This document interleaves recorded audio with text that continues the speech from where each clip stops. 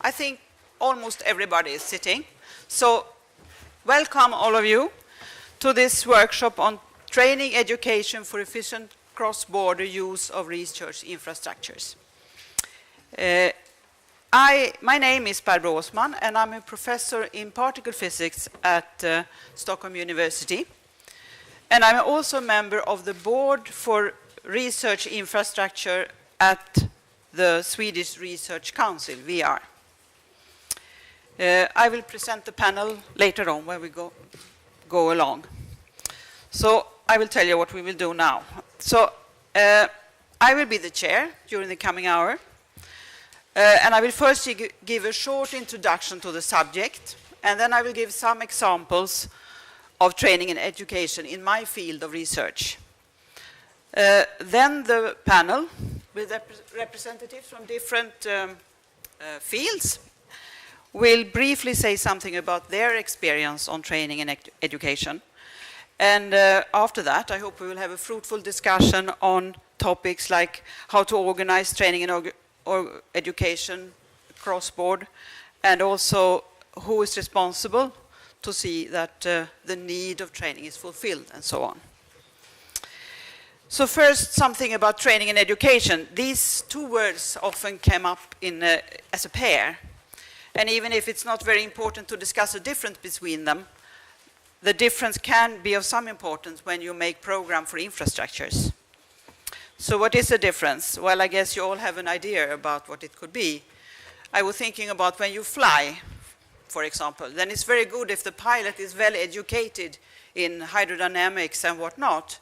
But the main thing is that he has done hands-on on how to fly. So I think that is sort of training hands-on is something that you need also when you have a research infrastructure that to deal with. I mean, it's very important when you are at the big lab that you press the right buttons and that you can prepare the sample that you need for some investigations, and that you know everything about security and things like that. And so that is the training. Education, on the other hand, is something that you learn about the subject, and that is something that we often traditionally has been doing at universities. It can also be done, of course, at infrastructures or in between them, but still there is a little bit difference there. Training, I mean, is often needed that you go to the infrastructure and do it there, but of course it's different for different infrastructures. So research infrastructure can really be very different, and we have discussed it already today. But I think when it comes to training and education, then we can learn a lot from each other. And I will give some example from the infrastructure that I do my research, which is in a field that is not focused on during this conference. So as I said, I'm particle physicist, and like most particle physicists in this part of the world, I'm involved in an experiment at CERN. CERN is, perhaps you all know, but still it's the laboratory for particle physics in Europe, and today also in the whole world. CERN is a very old infrastructure. It's almost as old as me. Next year it will be 60 years. It is perhaps the oldest. I tried to figure out if there existed some older, but I didn't. But I think it could be the oldest international research infrastructure in the world. A question of training and education has been on the agenda for quite some time. When I was preparing this workshop, I came across a paper from the CERN Council from 1962. And they discussed this issue in this paper. And in this document, the tone is rather skeptical to doing this training. Can we really afford it, and so on. But they conclude finally that they need one man, to employ one man so he could organize the courses needed for training. And things have changed a lot. Today it's not obvious that you need one man for whatever job you are talking about. And also the way they look on training and education at CERN had changed. So when you look at the web page at CERN now on look for courses, you find like 300 training courses. Some of them are, of course, very short, but still, it's about 300. And then we have summer students program, technical students program, administration students program, and also academic education on things like controlling an accelerator and everything you want to know about the Higgs particle. So now I will give 3 examples related to CERN, and they are different in a different way. The first one is an example of the use of infrastructure in a different way. So at CERN, technical students can do their master's thesis. And I do not mean in particle physics then, because they can also do that, of course, but they can do it on subjects like vacuum, magnets, electricity, electronics, computing. And these are very useful skills today in Sweden, I would say, and even more tomorrow. So these technical students, they will go to CERN for half a year or a year and do their master's thesis then. And this is a pilot project. It has been going on for a couple of years, and I would say it's very successful. And there is an important part in this, and that is that Swedish engineers from CERN comes to Sweden and go to different technical universities in Sweden. And the reason for that is that we who do particle physics, we are, in most cases, all except one, I would say, doing that as philosophical faculties. So we don't get in touch with technical university or technical students. So this, to get this to be the success it has been, it's really because we have these Swedish engineers going to different universities in Sweden, technical universities in Sweden, and present what they do and what they can do if they come to CERN. This activity is supported both by CERN and also by VR. My second example is about my favorite topic. It's about outreach focused on school children. This activity is organized from CERN together with different universities all over Europe. It's called masterclasses, which seems to be an established concept in UK for music and art and things like that.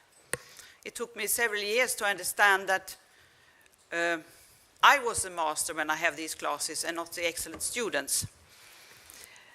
So what we do is that we invite last year kids, school kids in gymnasium, and they come to the university for 1 day.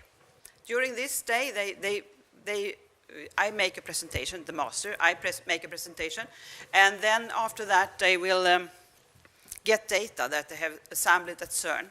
This is simplified data. It's not very difficult to do this analysis, so they do this analysis, and then after that we summarize the discussion, and then we connect with 4 or 5 universities in Europe, and also with CERN. And then they can have contacts with other school children and discuss with them what they have accomplished and things like that. And they think it's a lot of fun. They can wave to each other and, you know. Most of this is supported by CERN. So CERN pay for this activity, and then also the universities take part, of course. So they also contribute to this.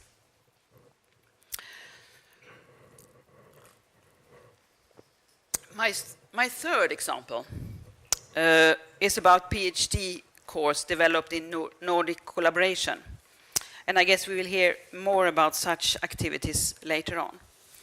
CERN is not only old, it's also very big in many senses. And one thing is that we are so many. So in the experiment, which is Atlas, that I'm working in, we are 3,000 physicists working together. And of course, we have to work also in smaller groups. it's very difficult to work together with 3,000 at one point, sort of. So we work in smaller groups, and then of course it's very nice to do it together with your neighbors. So we got funded within the program Joint Nordic Use of Research Infrastructure. We got funded to develop a course on detectors and accelerators. It is very good because we have expertise in the different Nordic countries on detectors and accelerators. And the students were moving around, and they found it very nice to meet and discuss and know a bigger lot of people in the experiments. And then, so I think this worked out very well, and I found this kind of collaboration very useful, both because you can use the expertise you have, you can use equipment that you have in different places, and you can also get a minimum number of PhD students which are on the same level that you will teach them. So I think this has been very good. Okay, so this was my 3 examples, and now I would like to turn to the panel. And first of all, I give the floor to Matti Luhi.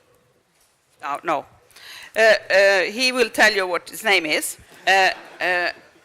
And he is responsible for education at CSC, which is a Finnish state-owned company for computing science at universities.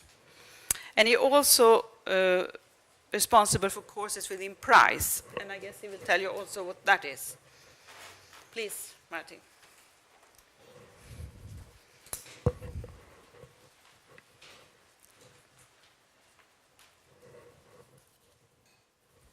Hello? Okay, good. So as you heard almost, my name is Martti Louhivuori, and I'm from the CSC IT Center for Science. I have also had the pleasure to act as the director of the PRAISE Advanced Training Center in Finland, and this is something that I'm going to talk more about today. So PRAISE, which is Partnership for Advanced Computing in Europe, is a collaboration of basically all the major European computing centers and also some universities. And our aim is to establish a permanent pan-European research infrastructure for high-performance computing. And the main focus has been in facilitating resource and exchange and sharing by pooling resources together into a single pot, and then granting the resources to scientists based on academic merits, regardless of the country that they are working in Europe currently. So, for example, a scientist in Sweden could get access to one of the largest supercomputers in the world in Germany and do her science there, or a French scientist could get access to a Cray supercomputer and run her simulations in Edinburgh. So this kind of sharing and exchanging of resources is the main key for PRAISE. As you can imagine, this kind of service can have a really enormous effect for European computational sciences. There are plenty of other equally important activities that have been going on within PRAISE projects, ranging from enabling software to run efficiently on this kind of massively parallel supercomputers that you can get access to through PRAISE, to launching a large-scale pre-commercial procurement, which is aiming to promote the development of more energy-efficient hardware in Europe. Training and outreach have always been a really important aspect of PRAISE, and the aim has been to foster the skills that are necessary to do high-performance computing in Europe. And as part of this, PRAISE has established 6 PRAISE Advanced Training Centers across Europe to develop a joint training program for high-performance computing. So together we have built a joint curriculum with distinct learning paths and study goals for users coming with different levels of background knowledge and skills. as well as setting up common channels for dissemination to advertise the events to the users so that they can actually find the training events. And the aim, quite naturally, is to provide training that will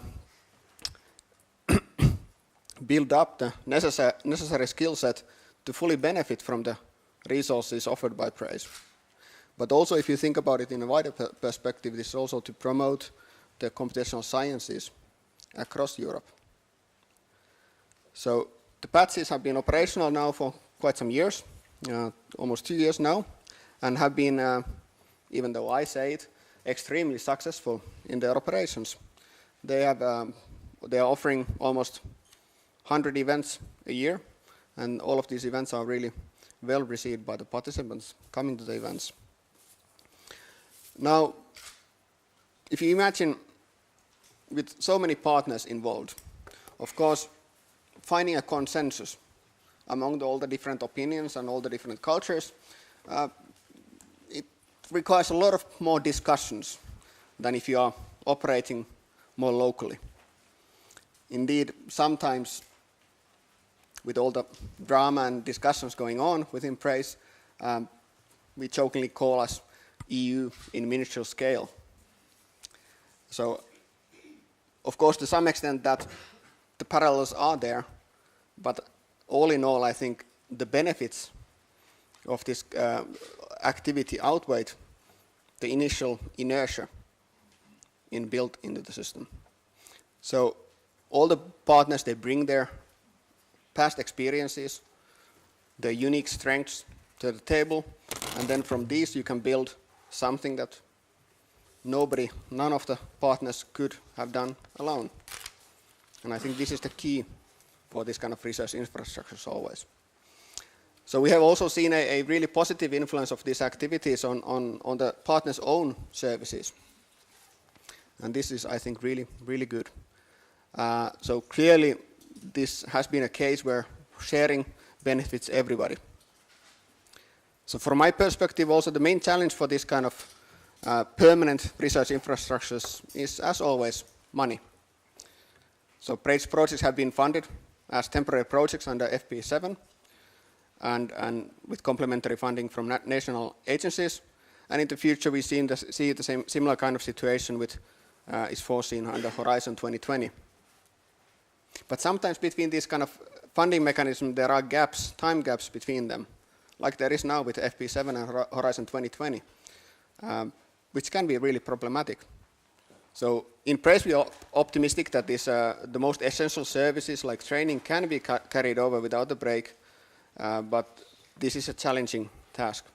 So as my closing remark, I would say that in my opinion, as a more continuous funding mechanism is really at the level that you are building the research infrastructure, be it European or Nordic, is really crucial for a permanent research infrastructure. That's probably true. I have a question. You said there's 6 different places where you have this. There is one in Nordic countries, or is it?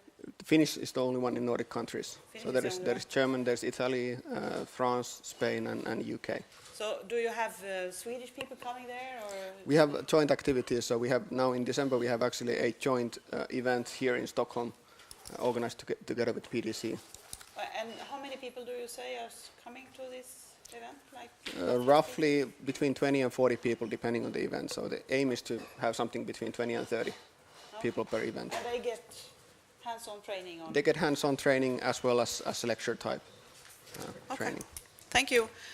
And then Kjetil Taskén is professor in biomedicine at Oslo University, and he's also the director of the Norwegian node of the Nordic EMBL partnership, and many, many other things. So I will not say them all. You choose what you want to present about yourself and your activity. Yeah, well, I can just say my name is Kjetil Taskén, and I'm here as the director of the Center for Molecular Medicine Norway, and I represent the Nordic EMBL partnership in molecular medicine, which is constituted by 4 national centers, one in Finland, FIM, one here in Sweden, MIMS, one in Norway, NCMM, and most recently one in Denmark called Dendrite.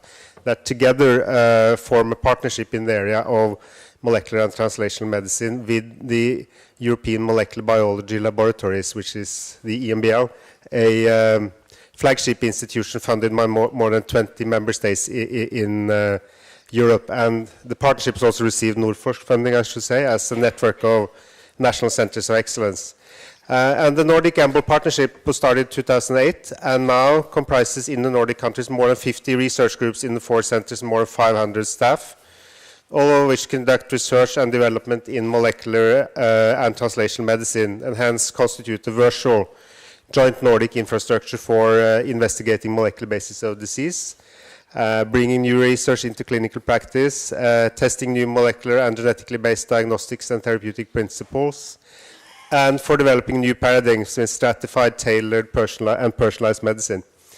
And of course, this virtual infrastructure also has a lot of local physical infrastructures, and it is also intimately linked to many of the physical infrastructures under the S3 program in the BioMS, Biomedical Sciences region, such as EATRIS, that was mentioned earlier today, BBMRI, EU OpenScreen, Elixir, Eurobioimaging, and others, as well as the Innovative Medicines Initiative and a lot of EU projects in the area. It also opens the doors across the Nordic regions to national resources, and it's ideally positioned to link together and explore population-based biobanks, health registers across the countries to the extent that this now increasingly becomes possible. And then with respect to training in the Nordic EMBL partnership, we also reach across all the Nordic countries. We tie with the practices of the MBL, which does a lot of training activities, and we link intimately with the rest of Europe. And we do see that we have a lot of cross-border activities. We benefit from joint actions in terms of recruitment. Particular feature of these centers is that they use the EMBL model to recruit group leaders, offer non-tenured position for young group leaders. We're basically greenhouses to allow young group leaders in the biomedical sciences to set up their own activity and become independent. And we see that we learn from the EMBL there, and we have very effective joint recruitment processes. We also benefit from joint actions in recruiting PhDs and offering PhD fellowships and postdocs. We benefit from advertising together with the MBL because we get a lot of visibility there to attract top talent. We see that shared training courses are useful, broadens the student base, increases our effectiveness in terms of training, and we can also tap into EMBL courses. And similarly exchanging lecturers across the Nordic region, 4 courses, drawing on each other's expertise in that aspect is also very useful. Then we observe that shared supervision with other PIs is useful to organize the best expertise around each PhD student. There are examples across the Nordic region and in collaborations with the MBL and particularly MBL outstations. And we see that interdisciplinary projects raise a lot of interest from students in training and from postdocs. For example, modeled by the internal EMBL program called iPod, which is also interdisciplinary. So there should be at least 2 supervisors from 2 different disciplines of science. Then, with respect to specific training programs for infrastructure, we see that they, with benefit, can be shared with on-site training at one site, specific small focus modules, and we see that parts of the training, the basic training, can typically be web-based tutorials also. And as one example, all the centers have interest in chemical biology and screening, small molecule screening. All the sites are members of the S3 project called EU OpenScreen. In that project, which is a S3 preparatory phase project, Umeå has been heading the training work package, and there are now both web-based modules, hands-on, on-site focused courses. There's been a strong Nordic presence in the development of that particular work package. And these courses are now offered in collaboration with the Innovative Medicines Initiative and linked to Biomed Bridges, which is the particular S3 program in the biomedical sciences for training, which also offers the sort of system to deliver the web-based modules, etc. So we see that there is a lot of benefit from these shared type of actions. We also found that funding for these training courses in part can come from the funding we've had from Nordforsk for student exchange and student training. We have had some of the funding come through the ESFRI program for testing the courses, and we see that we can fund some courses through the EMBO EMBL system, some courses from FEBS, and also local sources. We can find funding, and courses are not that costly to organize either. So we have, I think, a lot of positive experience in that area, and this is also now increasing as we've sort of are 5 years into the Nordic EMBO partnership with our experience. Thank you. Thank you very much. So how many students are we talking about? I mean, is it, are they going, so some students are going to Umeå and some are going to Oslo and so on, or is that how it works? Or? So I think maybe a typical participation in courses are 20 to 30 students. There's some, at least in some courses, we see that some students are from the other sides, although there is a majority of students at the side that organizes this typically, but we do see that we can get increasing mobility for these courses, which is good. Yeah, okay. For how long time is such a course? So, at the moment now, we're running a course in molecular medicine in Oslo, which goes this week, last week and this week, and then that's a national course also. We see that we need to keep them quite compact, so they're either 1 week or 2 weeks maximum in order for the students to sort of not spend too much time, as opposed to other courses that may go over a whole semester or something. They don't, that type of course doesn't facilitate exchange in the same way. So you need to then pack everything into a quite compact time schedule. Okay, thank you. And now, this is dangerous. Now, the next member in the panel who will say something about our experience is Christian Alba, who is professor at Saclay and the head of LLB, and you can tell us what that is. Okay. Right. So, good afternoon, everybody. So, my name is Christian Alba Simionescu. Don't forget, this is the name of my husband. So, I added. So, no, Alba is my father, and Simionescu is my husband.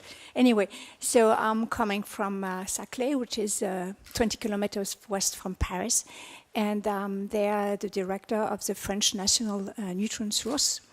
And as a national source, we have the mission to welcome and train the community to neutron scattering. And this is really a strong mission of this infrastructure. And the reason is that mainly you cannot have neutron scattering in the university, in a college, in a school to show what you can do with this. So people need to go and to come. So they have to move to a center to practice the neutron scattering, which is very an important difference from a lot of other probes. So there is a variety of level of teaching that we can propose. And it can start from visiting for children coming from school, but also for, of course, for schools, for postdocs and for young and junior scientists.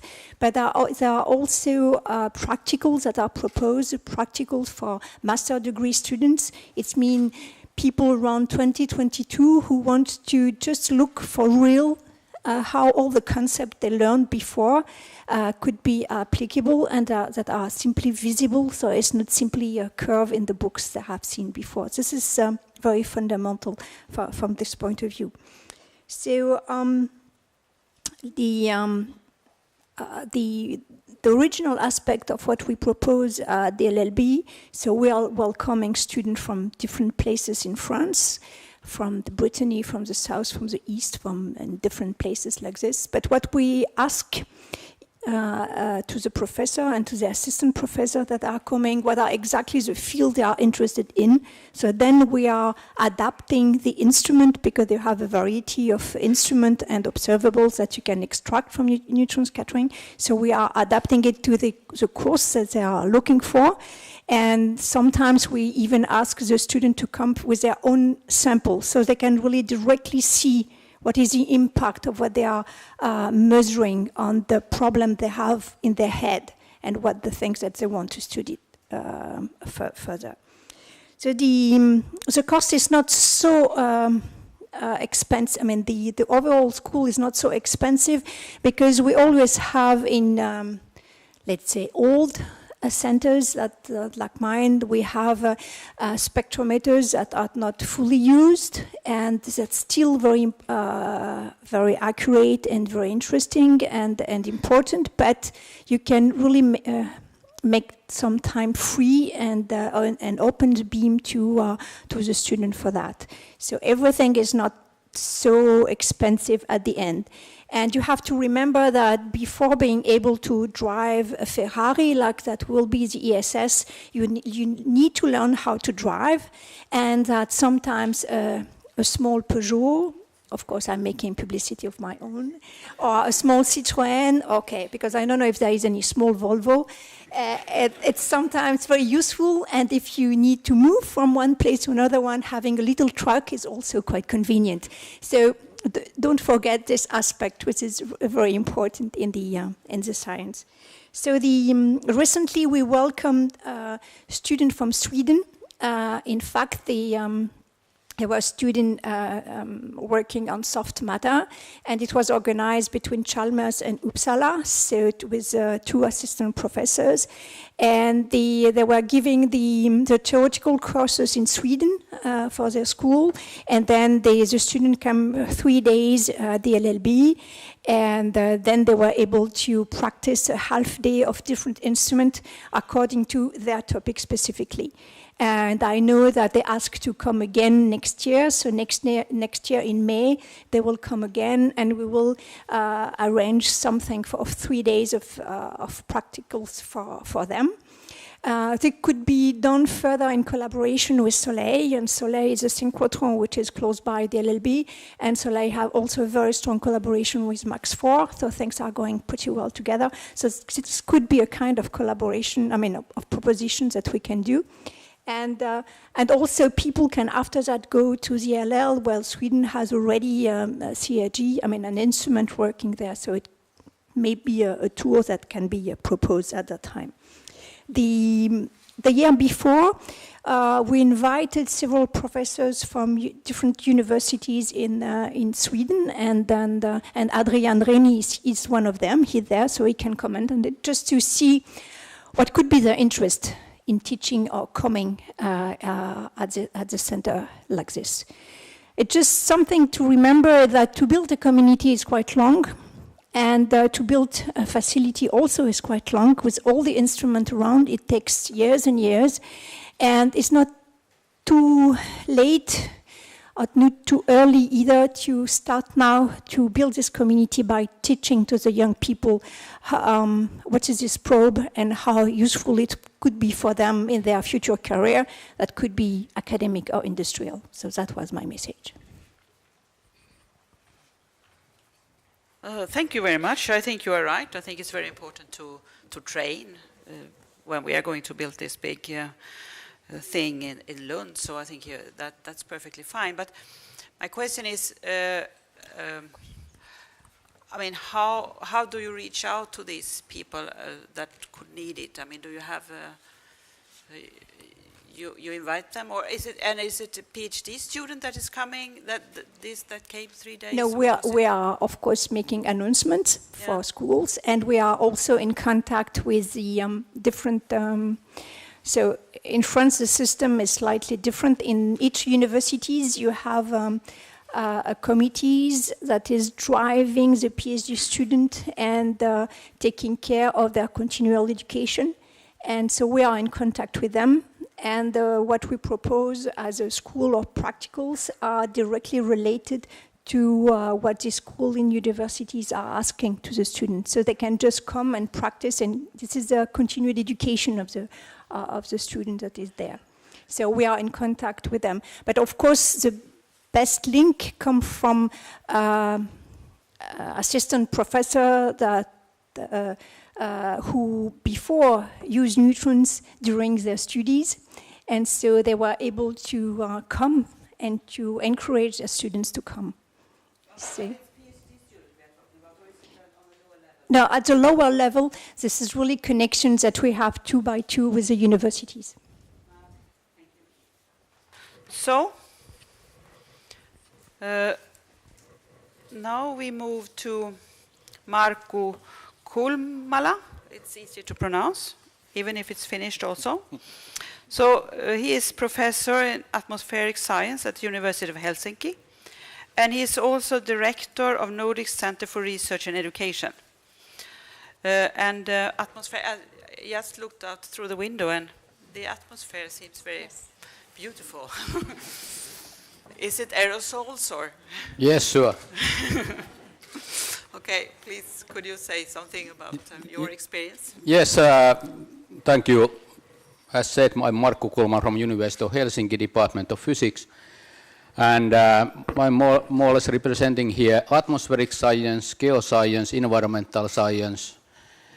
Somewhat we are also working with e-science, and of course we have nice connections with physics, chemistry, biology, ecology, meteorology, etc., which means that very multidisciplinary or even supradisciplinary way.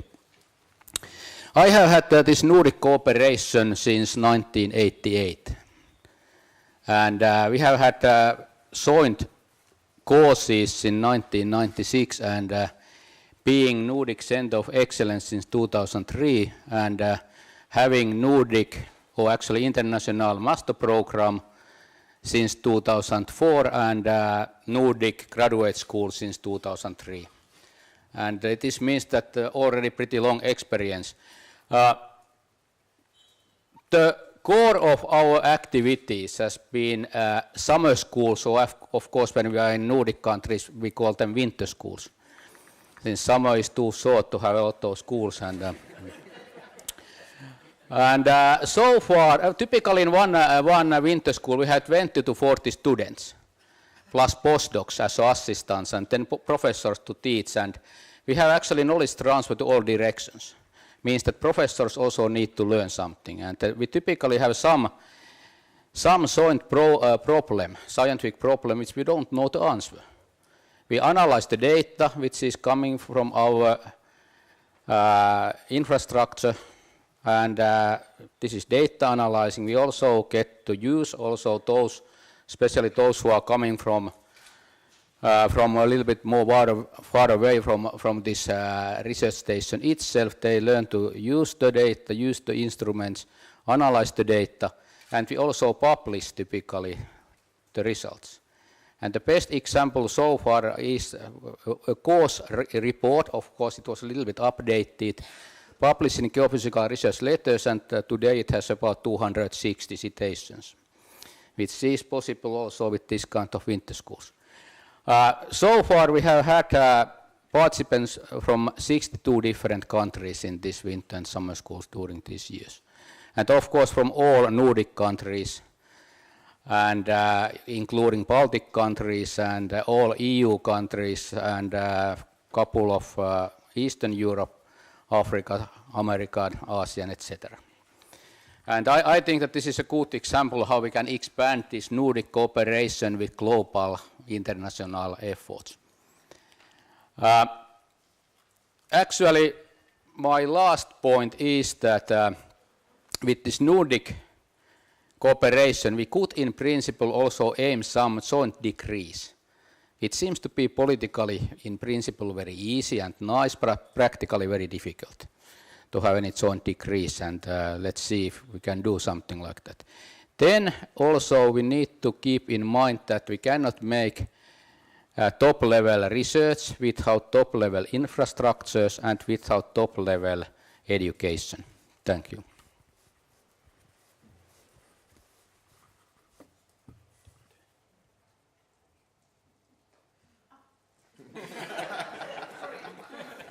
I just took notes.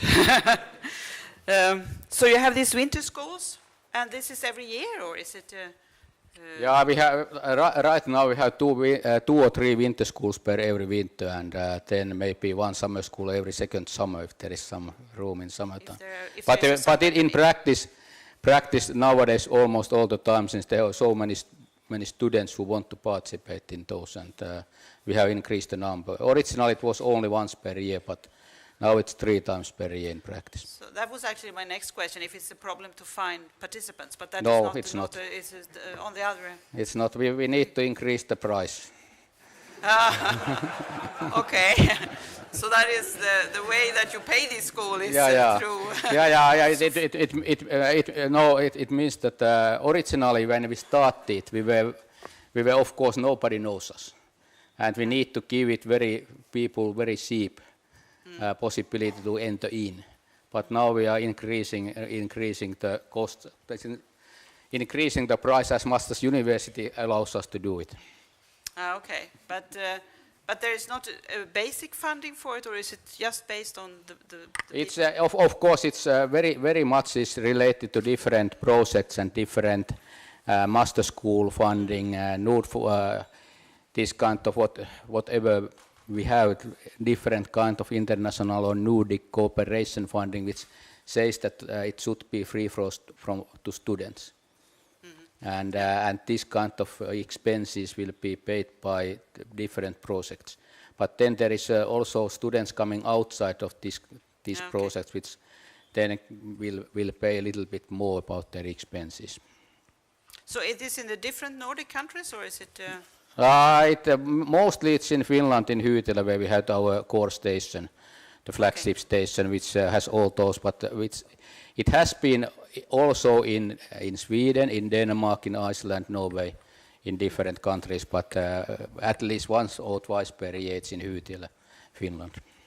Okay, thank you. And then finally,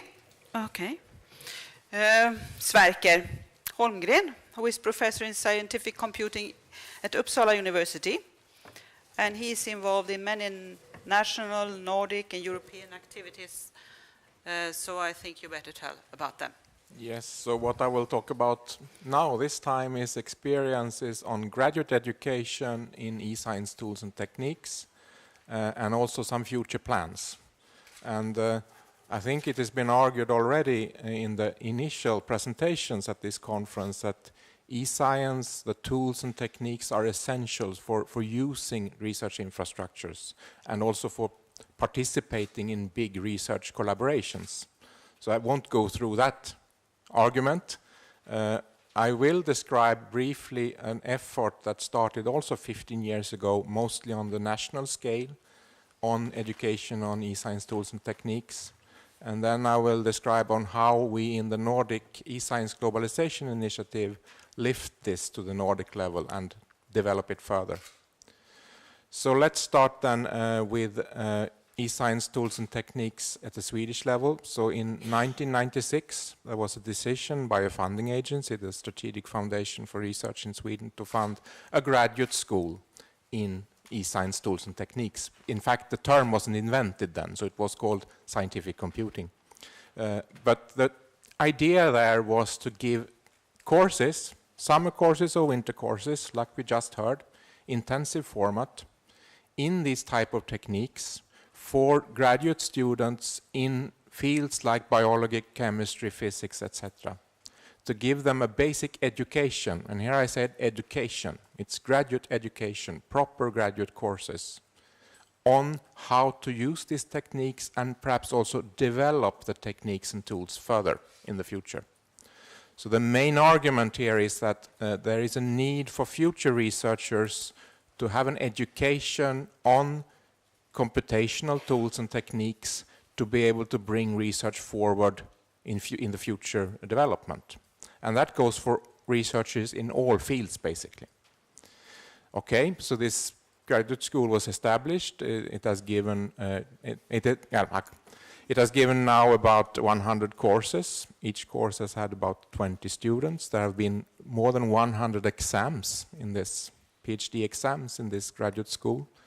And we see that many of the students today are establishing themselves as independent researchers. They get big grants, ERC starting grants, etc. So in that sense, we can see that this has been successful. Already from the beginning, there was Nordic collaboration in this graduate school. So there was Nordic teachers coming in to give the courses, experts from other countries. Lately also the school has been open for Nordic participations for students for free, so just Nordic students can come and attend the courses. And then when the Nordic eScience Action Plan, the first version, was produced in 2008, this discussion was brought forward, and it was thought of that there should be a Nordic effort which could be then of a similar type. Of course, this should be modernized. Things have happened when it comes to eScience tools and techniques. We have a big explosion of data and knowledge about data, data handling, data analysis that needs to be included. And also the e-infrastructures as such have become much more complex and more powerful. So then what has now been decided in the Nordic eScience Globalization Initiative is to launch an effort on Nordic graduate education within eScience tools and techniques, where we basically do two things. We collect and present high-quality courses that are given in the Nordic countries today and provide some extra funding for students to travel and attend these courses. And also we will provide some extra funding for developing new courses where there are sort of holes in the Nordic system, especially directed towards other areas when there is Nordic research collaboration. So these two things will be done, and we will then see where this goes for the future. But as I said, the underlying statement here is that there is a need for researchers, for future researchers, to have a proper education on these techniques. Not only training, but also education to be able to develop them further in the future.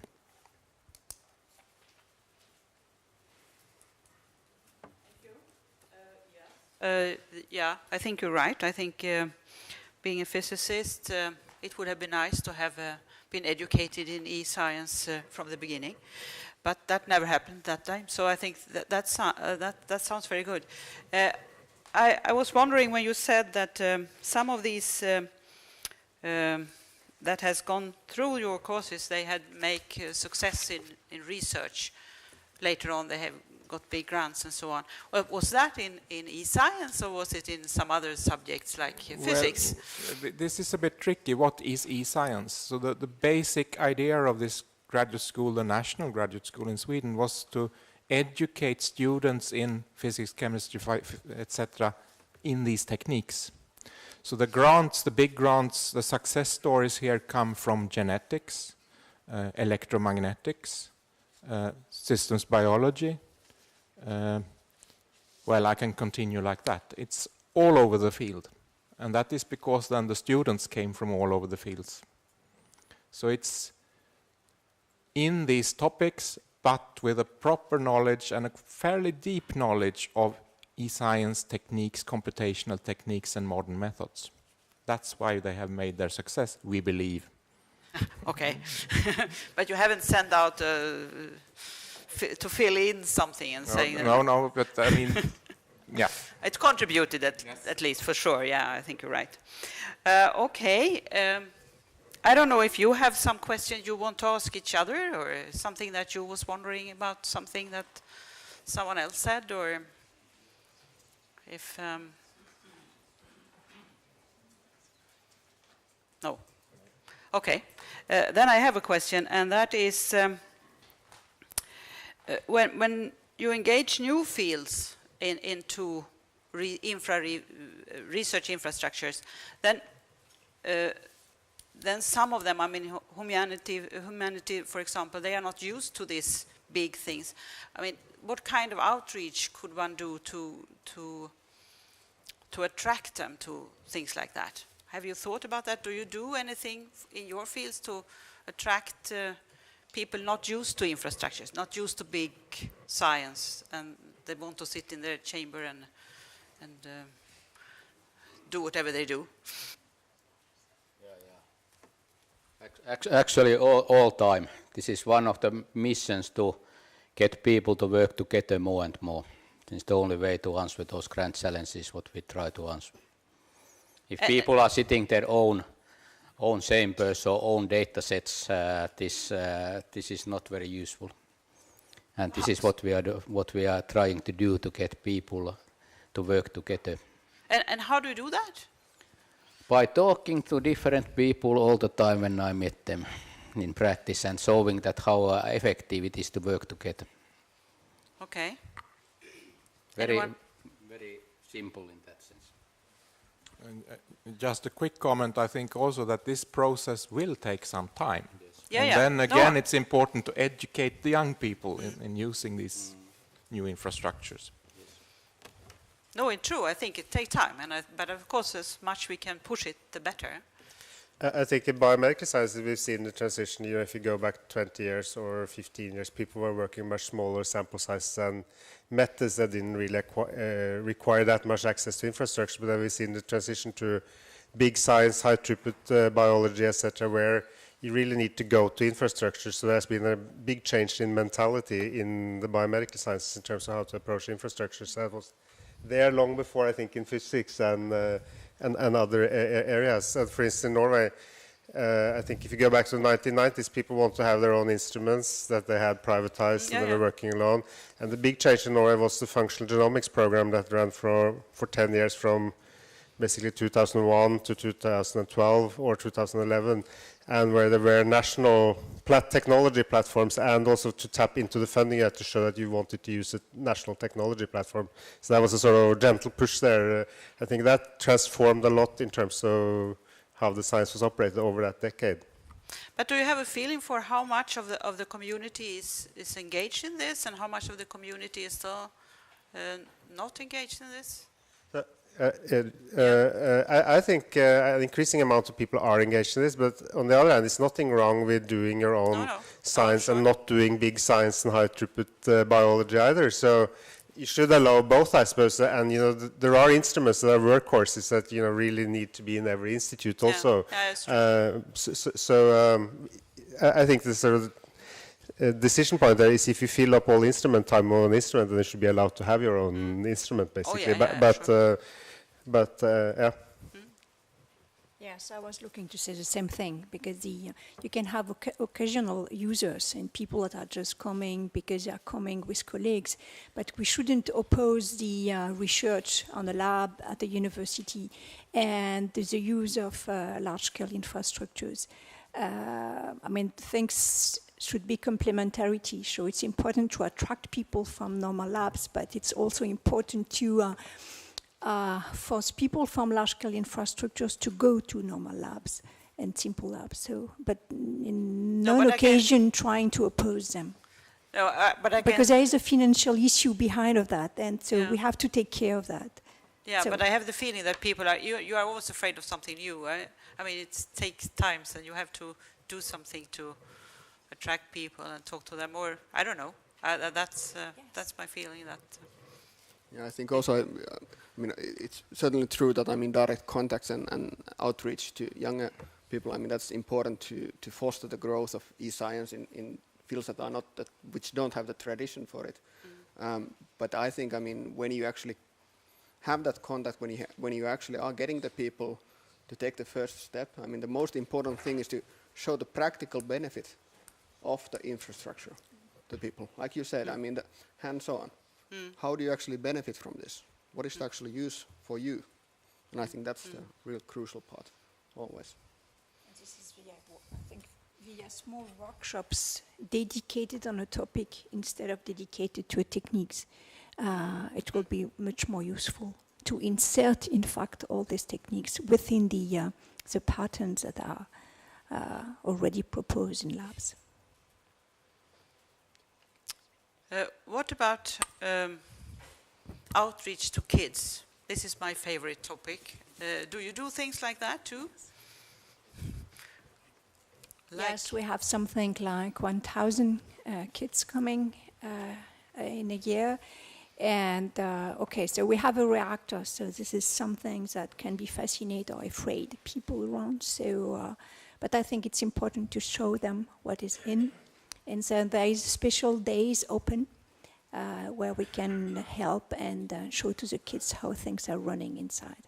There is no mystery and no magic behind of this. Yes, I also agree that this is very important to have outreach for kids and outreach actually for all level, to kids and to teenagers and the other disciplines and policy makers, etc., industry, and all those. The basic problem is that we need to find out that what is the ways to do it. For kids, it's in principle easier than for adults to make this outreach, and this is of course good to start with kids, and they are very enthusiastic to learn something, and we are able to see how they start to know more. And I actually think that one approach what we do right now is that we use artists to art Okay. to help us to understand, for example, environmental problems and this kind of big grand challenges, what climate change, air pollution things, and artists are actually very happy to join us. It was their initiative, and we are very happy to work with them. Sounds interesting. I have to look at the exhibitions of that. I was thinking about this modern e-science, guys, this modern techniques and this modern media. I mean, Facebook and YouTube. Do you use that?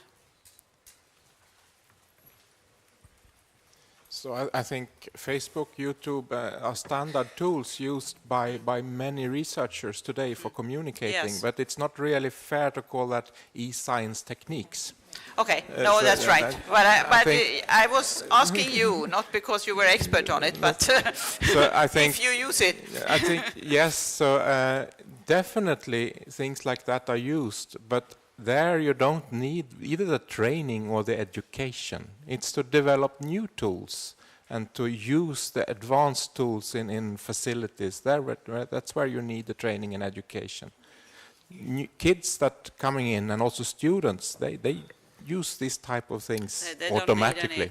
any. But you can use it, for example, perhaps not Facebook and YouTube, but YouTube you can use for giving lectures and things like that. Sure, but that is more than the pedagogical technique in how you do the teaching. So it's a different thing, I would say.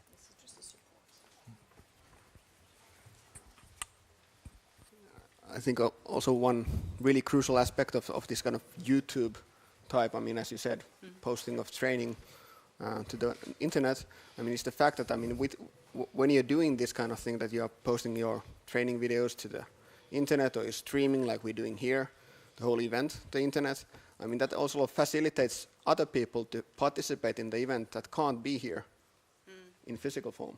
They can join in through the internet. So this kind of e-learning aspect is really crucial, I think, when you're thinking of collaboration between Nordic or European or global communities. Yes, regarding this support, for neutron scattering, there is eCube initiative, which is infrastructure initiative. I forgot the third which is called NMI3. It's for mu and neutrons, and so we have money from the FP7, and so we have common portals where we could put news and new courses and have common access also that is open also to other professors to adapt it in their course. So this is something that is shared between centers. Okay, thank you. Now they tell me that time is out. Is that what I'm supposed to understand? So then I should summarize this discussion or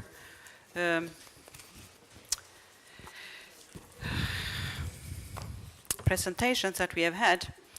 And many of these things are said already. As we have heard now, that new national and international research infrastructures, they are popping up like mushrooms on rainy days. And the character of the infrastructures has really changed from being big labs like CERN doing physics to big labs doing other things, and also a collection of smaller labs doing something. And the really big thing, I think, is the databases that we have research in all kind of fields.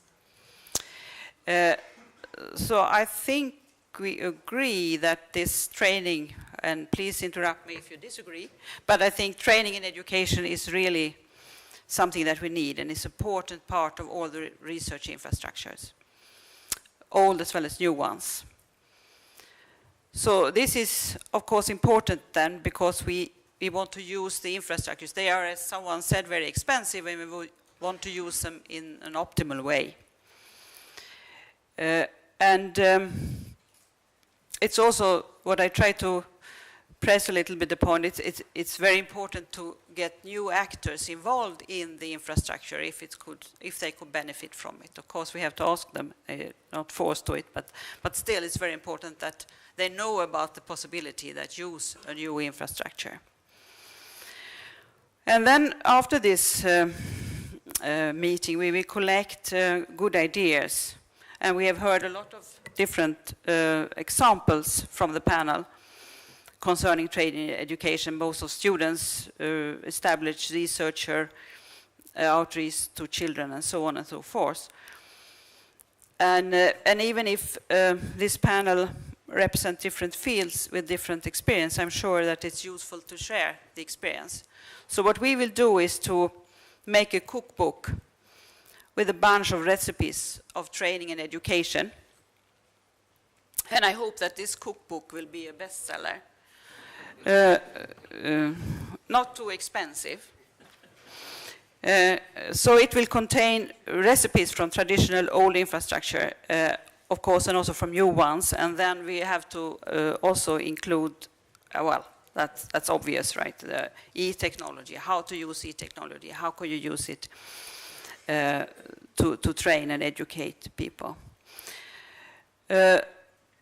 So this is perhaps trivial, but training is traditionally often done at specific infrastructures where they can do hands-on.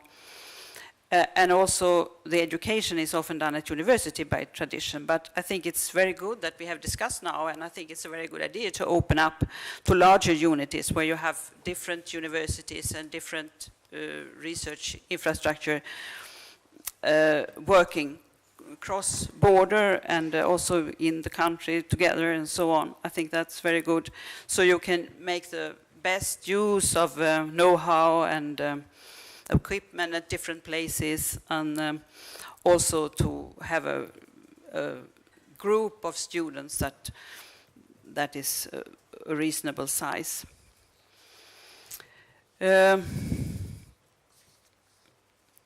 Yes, and then what about, then we have funding, and that has been a lot of discussion that's coming up a lot. So I think when you plan a new infrastructure, it's very important that you also include the cost for training and education in your application. So it has to be something that you plan. And then as long as the training and education is done at a specific university, I guess the funding is rather clear, but as soon as you go cross-border, education funding is not that clear anymore. It's not stable, and you don't know if you're going to get it the next year or whatever it could be. And I think that this funding is a very important question, and it still has a lot of loose ends that we somehow have to find ways to tie up. And with that, I would like to thank the panel for a very nice discussion, and you for taking part of this. Thank you very much.